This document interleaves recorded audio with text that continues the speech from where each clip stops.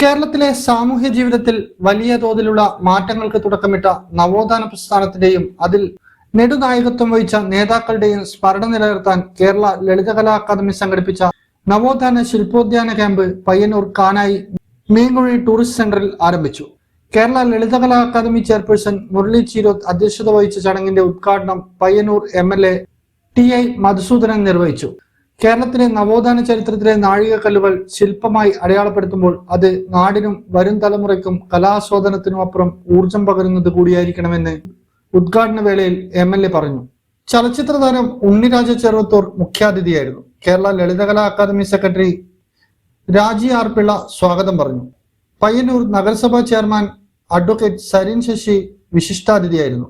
മുൻ MLA C Krishnan, ward കൗൺസിലർമാരായ P Suresh, PP Seetha, പ്രശസ്ത ശില്പി Valsan Kurmakkolli, KV Lalitha, Sasi Vattakkuval, advocate P Santhosh, P Gangadharan, VV Girish Kumar, P Bhaskaran, K Jeevankumar, KV Manoj, P Vinod, M Ranjith തുടങ്ങിയവർ ആശംസകൾ അർപ്പിച്ച് സംസാരിച്ചു.